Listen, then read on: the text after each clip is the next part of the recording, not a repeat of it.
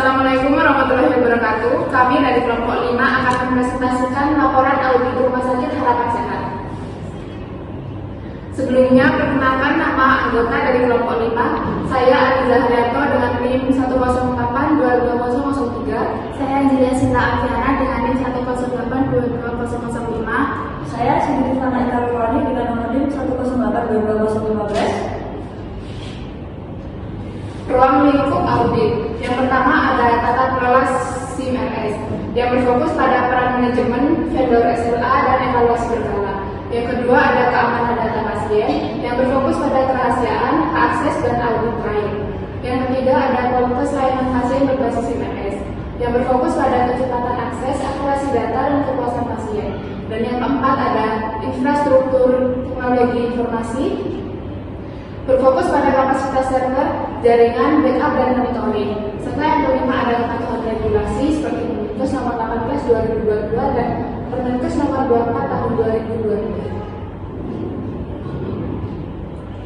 Metodologi yang digunakan yang pertama ada wawancara, manajemen rumah sakit, staf IT, petugas serta medis dan pasien. Yang kedua ada observasi secara langsung seperti proses pendaftaran, input data, dan akses hasil lab. Yang ketiga ada review dokumen seperti SOP keamanan data, kontrak vendor, log sistem, dan audit trail.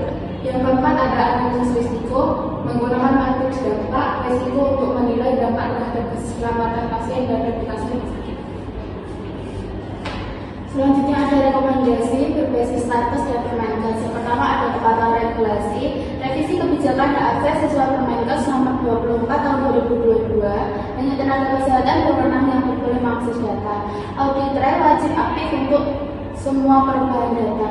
Yang kedua ada keandalan sistem, terapkan load balancing dan monitoring real time, siapkan disaster recovery plan atau DRP agar layanan tetap berjalan saat gangguan.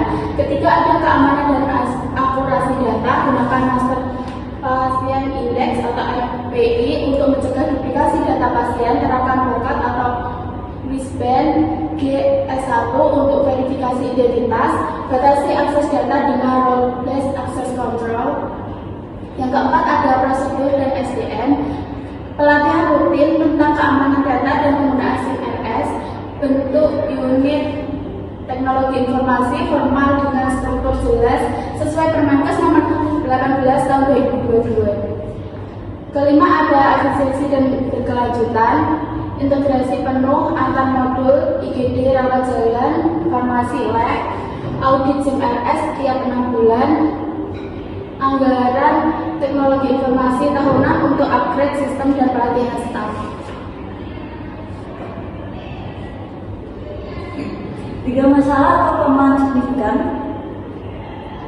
Yang pertama, masalahnya adalah tata kelola dan evaluasi vendor rumah.